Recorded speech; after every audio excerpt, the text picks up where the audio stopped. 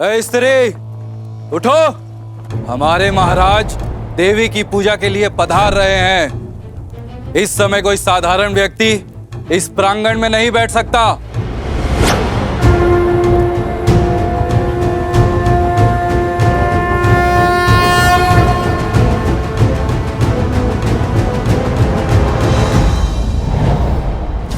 माता की दृष्टि में कौन साधारण, कौन असाधारण, सभी एक समान है और सभी को पूजा करने का अधिकार है।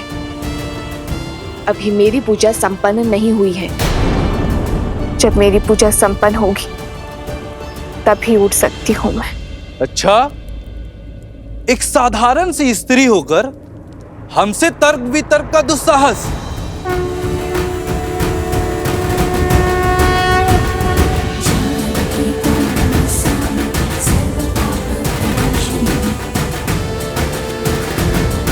साधारण कहाँ हूं मैं? माता त्रिपुरा सुंदरी की भक्त हूं मैं, और भक्ति के रंग में रंगा हुआ मन कभी साधारण नहीं हो सकता।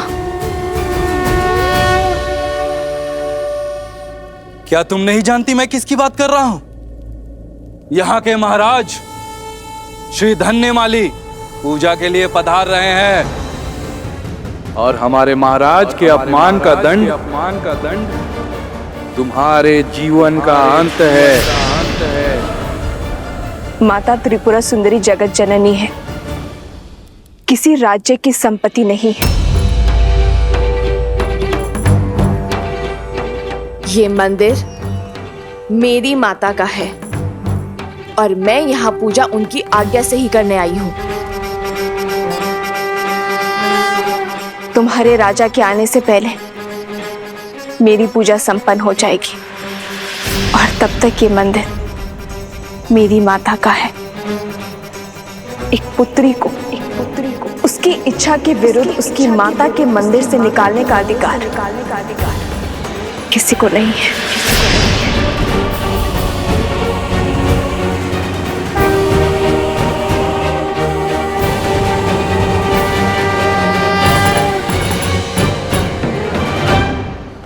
हमारे महाराज का इतना घोर अपमान। आज स्त्री ने आपका तिरस्कार किया है, कल पूरा समाज करेगा। ये पूजन और उद्दंडता दोनों रोकने होंगे हमें। सैनिकों, इस पूजा को रोको।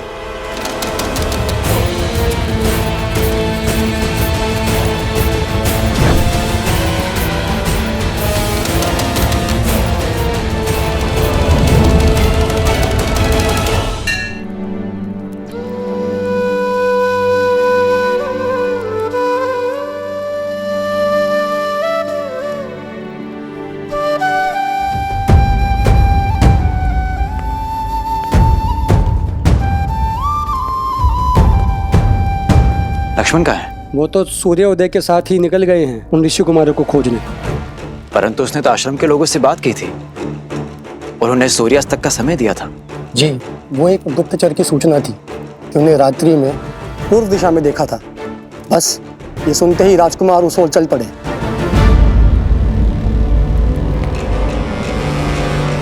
हे ईश्वर, ये क्रोध की अग्नि लक्ष्मण के विवेक को न लील जाए। वो भैया की मर्यादा पर लांछन न लगा बैठे। उन दोनों ऋषि कुमारों को मर्यादा धर्म का पाठ पढ़ाने का समय आ गया है। हनुमान जी, आपको बंदी तो बना दिया, किंतु हमारा हृदय अभी भी दुखी है। नियति के आगे किसकी चलती है? अस्मासु प्रत्येकः तस्य नियते अधिपति। हम में से हर एक स्वयं अपनी नियति का स्वामी है, और मेरे तो स्वामी प्रभु श्री राम हैं।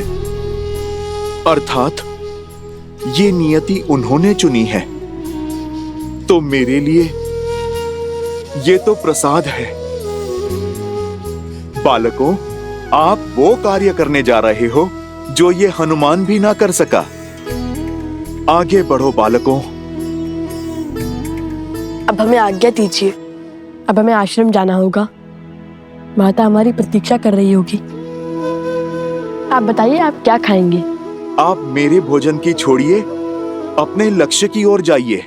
देखिए, आपको हमने बांधा है, तो अब आपका उत्तरदायित्व तो हमारा है। और अश्व, उसे आप यहीं छोड़कर जाओगे? हम साथ नहीं जाएंगे, एक एक करके जाएंगे। अब आप बताइए आप क्या खाएंगे? अच्छा, तो फिर ठीक है।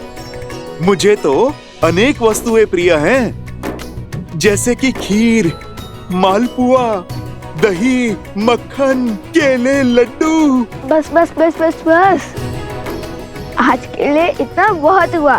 अब शेष नीति कल। क्या हुआ? कोई है वहाँ? लक्ष्मण भैया?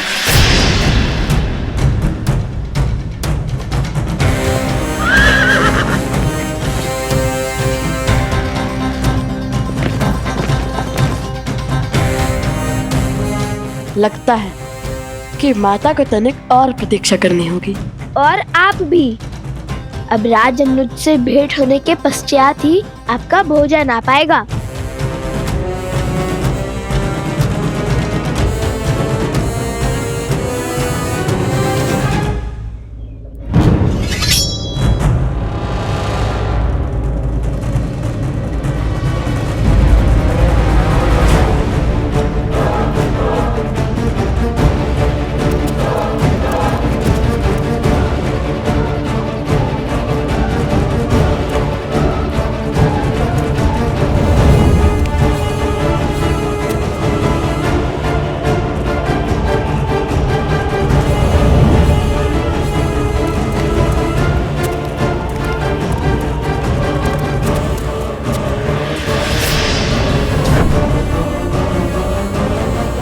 रुक जाइए, एक भक्त पर बल प्रयोग करना महाराज को शोभा नहीं देता। एक प्रयास हमें करने दीजिए, हम उन्हें बाहर लेकर आएंगे।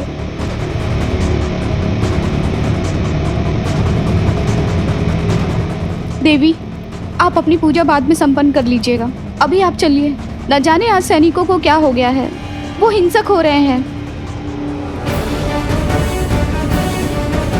यदि मंदिर में कुछ अनर्थ हो गया तो आप ये नहीं चाहेंगी। चलिए माते, एक क्षण तो दीजिए।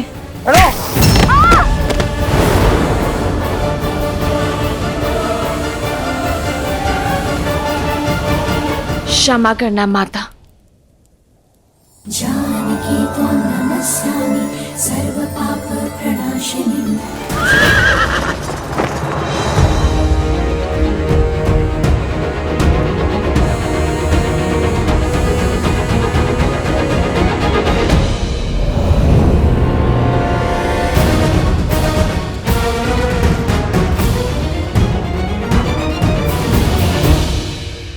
हनुमान जी, आप इस दशा में?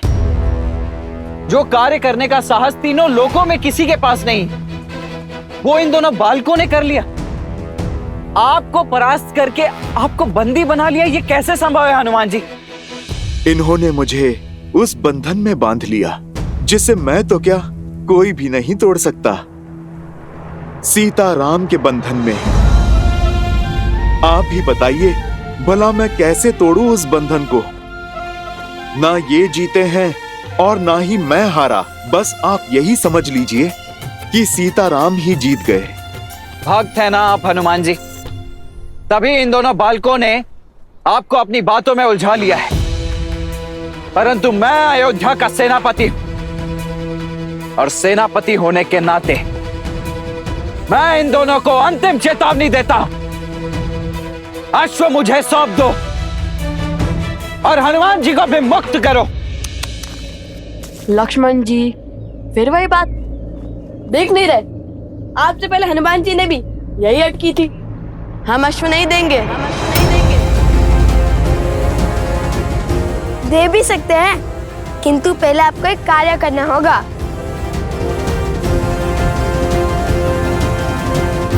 कैसा कार्य? माता सीता को श्री राम से दूर आप ही लेके गए थे ना?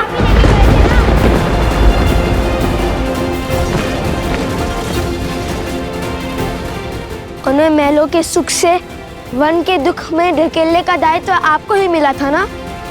तो आपका ही दायित्व बनता है। माता सीता को खोजिए और श्री राम से मिलवाइए।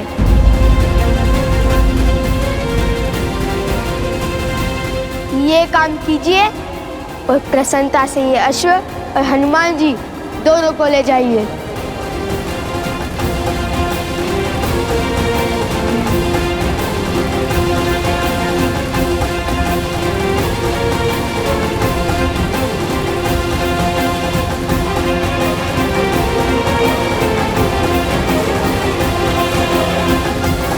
कहिए, करेंगे हमारा ये कार्य।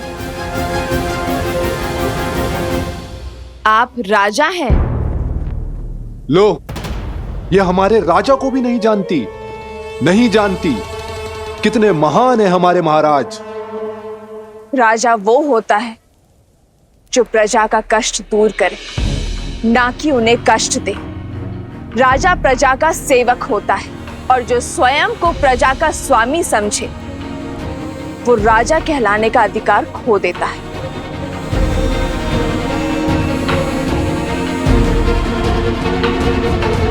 राजा प्रजा के लिए उत्तरदायी है, प्रवासियों के लिए नहीं। तुम्हारी वेशभूषा और भाषा ये बता रही कि तुम मेरी प्रजा नहीं हो। हमारे राज्य के ना होकर हमारे राज्य के नियम तोड़ने का दुस्साहस किया। हमसे प्रश्न करके नारी की गरिमा तुमने भंग की। सैनिकों, बंदी बना लो इसे। रुक जाओ, रुक जाओ।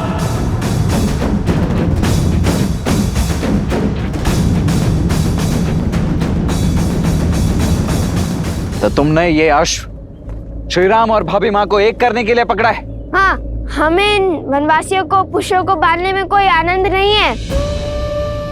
ये अश्व हमने पकड़ा है ताकि माता सीता समस्त संसार के सामने आए और श्री राम हमारे प्रश्नों का उत्तर दे कि क्यों माता सीता का त्याग किया उन्होंने।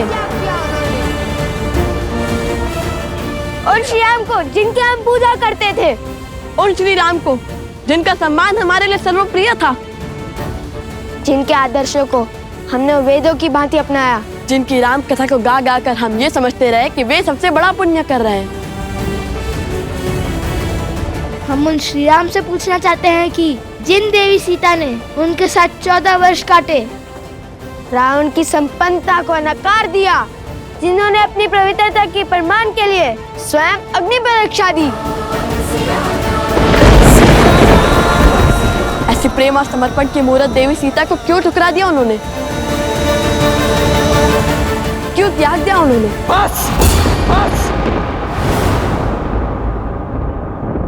बस करो और यह उद्दंडता इसी समय रोक दो। अच्छा, अब आपको हमारे प्रश्न उद्दंडता लग रहे हैं। जब माता कैकेयी ने श्री राम को वनवास भेजा था तब आप उनसे प्रश्न पूछने के लिए नहीं गए थे? क्या जब महाराज सुग्रीव भोग विलास में व्यस्त हो गए थे तब आपने उनके समक्ष धनुष नहीं उठाया था? वानरों को आतंकित नहीं किया था? क्या वो दंडता नहीं थी? मैंने जो किया वो अपने भैया के लिए किया है, किंतु श्री राम से प्रश्न करने वाले तुम दोनों होते कौन हो? तुम्हारा श्री राम और देवी सीता से क्या संबंध है जो अश्व रोकने का अधर्म और अपराध किया है तुमने?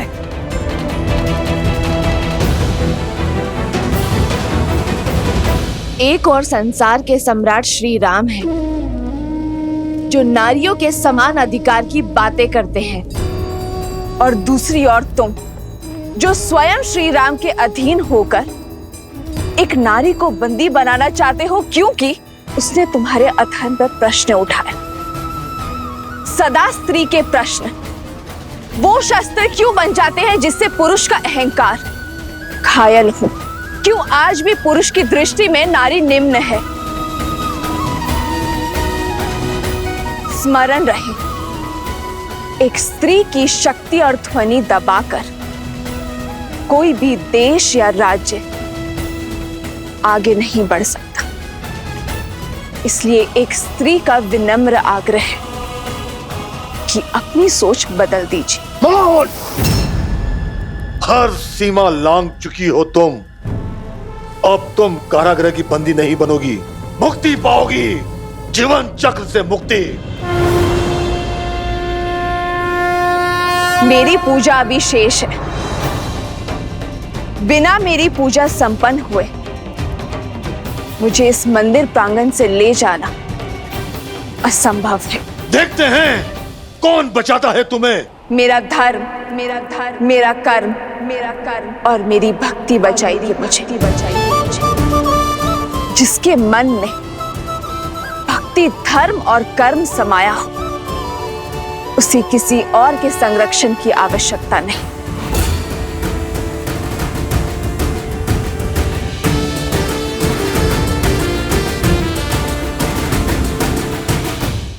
संबंध है, सीताराम हमारे माता पिता हैं।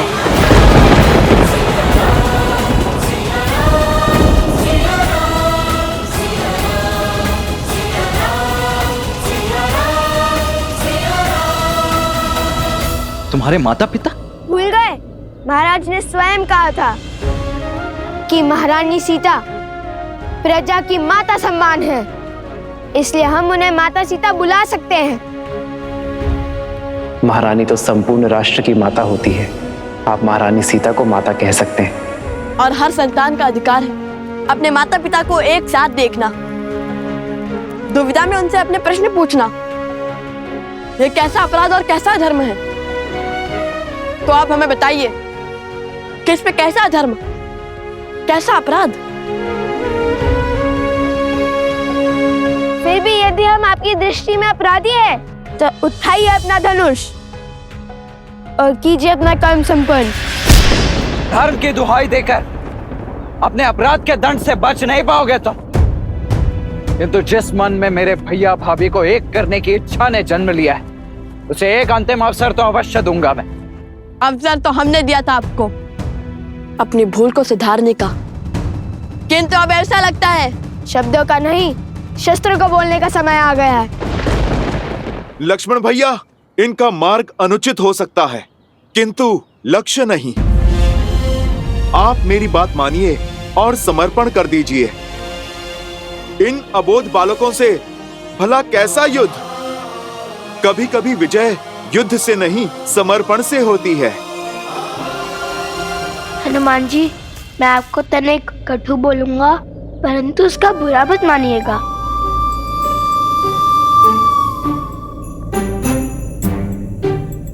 हनुमान जी, आप हमारे बंदी हैं और हमारी इच्छा के विरुद्ध नहीं बोल सकते।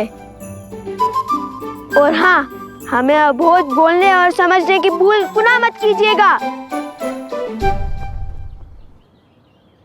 हम योद्धा हैं, उद्देश्य के लिए लड़ते हैं, उत्साह के लिए नहीं।